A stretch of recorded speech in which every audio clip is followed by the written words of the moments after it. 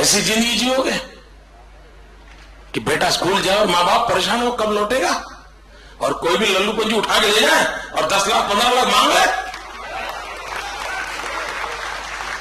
मैं तो ये देश ऐसे नहीं चल सकता है, और औरों को चलाना हो जिस तरह चलाएं, गुजरात ऐसे नहीं चलेगा।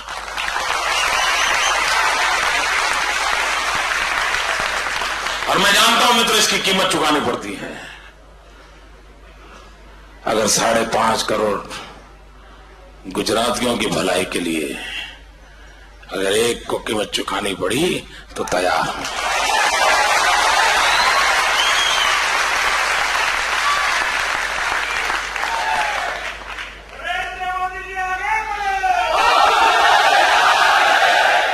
नहीं, मेरा रास्ता ऐसा है कि साथ मत चलिए, परेशान हो जाओगे।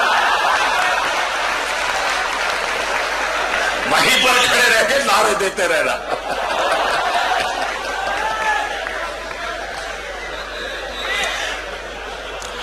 मैं तो आम आदमी को सलामती चाहिए, आदमी को सुरक्षा चाहिए, और आज गुजरात की स्थिति ऐसी बन पाई है मित्रों, और तभी तो विकास हो रहा है।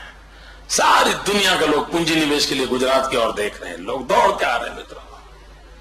आने वाले दिनों में जो प्रगति होने वाली है उसका खाका मैं आज आपके सामने नहीं रख पा रहा हूं, समय बहुत हो चुका है, लेकिन आपने मुझे प्यार दिया, मैं तो मैं आपके प्यार को अनुभव करता हूं दोस्तों। मित्रों, मैं इस विश्वास दिलाने आया हूं आपको, आपने राम सेतु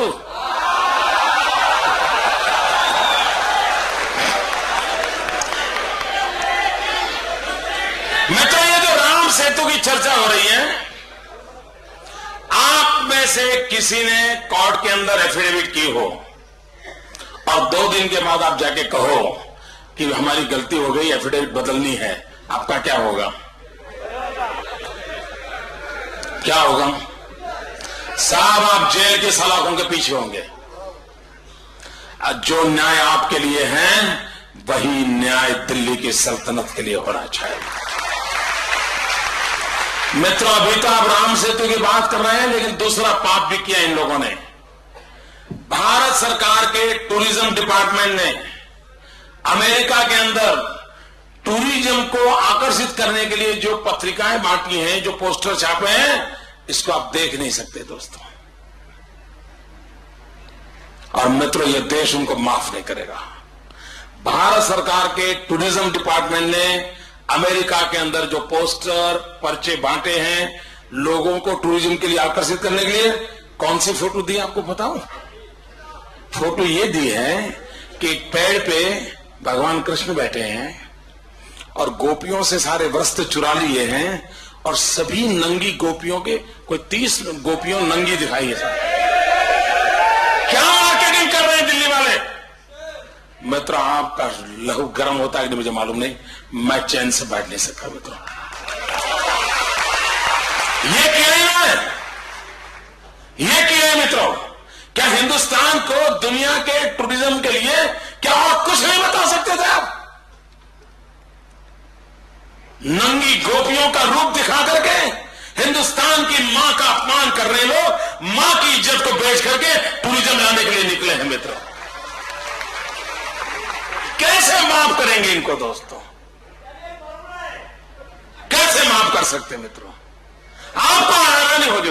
ये राम सेतु का मसला साहब, स्टैंप पेपर पे भारत सरकार एफिडेविट करे कि भगवान राम पैदा ही नहीं हुए थे। मैं आपको पूछना चाहता हूं, क्या भगवान राम का जन्म हुआ था? आवाज इटली तक पहुंचनी चाहिए।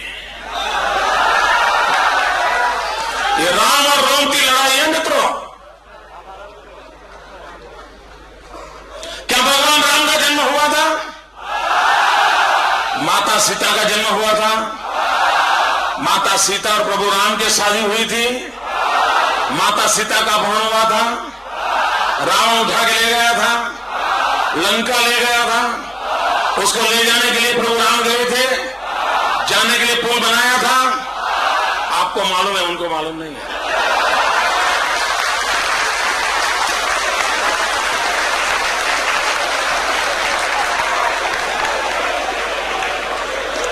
ये हाल है मित्रों।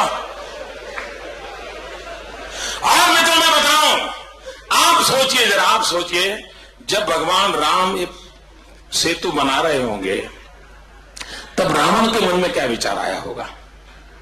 आखिरकार रावण भी तो सरकार चलाता था, उसकी भी कोई पुलिस डिपार्टमेंट होगा, उसका भी कोई इंटेलिजेंस डिपार्टमेंट होगा।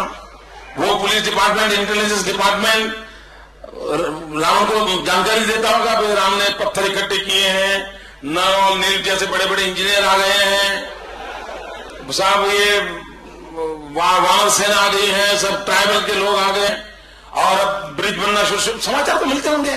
तब रावण क्या सोचता होगा? रावण यही सोचता होगा, दिन रात यही सोचता होगा, ये पुल ना बने तो अच्छा।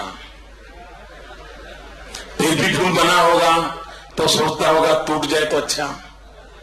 फिर भी बना होगा तो सोचता होगा जब राम उस पर जाते हो तब टूट जाए तो अच्छा। रावण की जो अच्छा अधूरी रह गई वो पूरा करने का काम दिल्ली कर रही है। रावण की जो इच्छा अधूरी रही उसको पूरा करने का काम दिल्ली कर रही है मित्रों। और मित्रों मैं देख रहा हूं कांग्रेस ने जो एफिडेविट की है ना, मैं रामायण का जितना मेरा अभ्यास है, मैं रामायण के जीवन में एक महत्वपूर्ण घटना, एक बड़ा टर्निंग पॉइंट मेरे हिसाब से वो है जब हनुमान जी सीता की खोज के लिए गए और रावण के सैनिकों ने हनुमान जी को कैद कर लिया। और जब हनुमान जी को कैद कर लिया तो रावण ने सूचना दी और उसकी पूंछ को आग लगाई। रावण ने हनुमान की पूंछ को आग लगा करके जो गलती की थी वैसी गलतियां फिर करके की है साहब।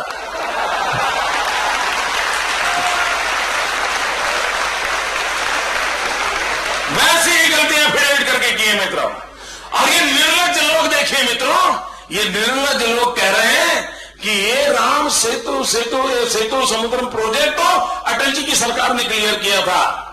मुझे बताइए कभी हमने ये कहा है कि विकास के लिए सेतु नहीं बनना चाहिए? हमने कभी कहा है भाई? मैं तो आज भी कहता हूं बनना चाहिए। और मैं भारत सरकार को कहता हूं अगर आपको समझ नहीं है तो गुजरात को कॉन्ट्रैक्ट दे दीजिए। ये भगवान राम का सेतु तोड़े बिना दूसरे 4 सेतु बन सकते हैं मित्रों। सेतु बनाने का कोई विरोध नहीं करता है। और मित्रों जब अटल जी की सरकार थी 5 अलग अलग ऑल्टरनेट के मॉडल रेडी है, 5 अलग अलग मॉडल। और उसमें ये प्रभु राम के द्वारा बनाया हुआ सेतु तोड़ने की कोई जरूरत नहीं है, उसके बाद भी बन सकते हैं। हम विकास के पक्षकार लोग हैं, हम डेवलपमेंट के पक्ष में हैं, हम भी चाहते हैं बने, लेकिन तोड़ना जरूरी है क्या? लेकिन ये तोड़ इसलिए रहे मित्रों, उनको तो इस देश की आस्थाओं पर चोट पहुंचाने में मजा आता है। इस देश के राम के नाम को मिटाना ये उनका मकसद है और तब जाकर के ऐसी चीजें करते हैं मित्रों। और कॉन्ट्राडिक्शन देखिए साहब, एक ही सरकार में 2 पार्टनर, एक 3 पार्टनर। मैं तीनों का नमूना बताना चाहता हूं, गांधी जी वाले 3 बंदर की बात नहीं है। देखिए दिल्ली की कांग्रेस की सरकार एफिडेविट करती है भगवान राम का जन्म नहीं हुआ था। उनके एक समर्थक कम्युनिस्ट पार्टी के एक नेता का नाम है सीताराम येचुरी। कॉन्ट्राडिक्शन देखिए साहब, कांग्रेस पार्टी कहती है भगवान राम का जन्म नहीं हुआ था और करुणा जी कहता है वो शराबी था। अरे जन्म नहीं हुआ तो शराबी कैसे था भाई? ये कॉन्ट्राडिक्शन देखिए मित्रों, इनके कॉन्ट्राडिक्शन देखिए। ऐसे ही लोग मित्रों, कोई जिम्मेवारी नहीं मित्रों, कोई दायित्व नहीं, जो मर्जी पड़े देश को खींचते चले जा रहे हैं। और मैं कांग्रेस के लोगों को पूछना चाहता हूं, आप 60 साल तक सत्ता पर महात्मा गांधी का नाम लेकर के पहुंचे हैं। जब भी आपको मौका मिला आपने गांधी का उपयोग किया है। अगर आप मानते हैं कि गांधी का जन्म हुआ था, मैं कांग्रेस वालों को पूछना चाहता हूं, आप मानते हैं गांधी हुए थे, तो आपको ये याद है कि गांधी आजादी के आंदोलन के समय भी हर दिन रघुपति राघव राजा राम भजन करते थे? क्या कांग्रेस वालों में हिम्मत है जो कोर्ट में जाकर के कहते हैं कि भगवान राम पैदा नहीं हुए थे, महात्मा गांधी की समाधि पर प्रभु राम का नाम लिखा हुआ है, क्या कांग्रेस में दम है जाकर के मिटा सके? और तब जाकर के मित्रों, एक नागरिक के नाते हमारा कर्तव्य बनता है इस देश की भलाई के लिए, इस देश की संस्कृति के लिए, इस देश के विकास के लिए, इस देश की संस्कार सरिता के लिए, आओ हम मिलजुल के काम करें मित्रों। आइए हम प्रगति की ओर चलें मित्रों, विकास के नए आयामों को सर करें मित्रों, गरीबों की भलाई के लिए सोच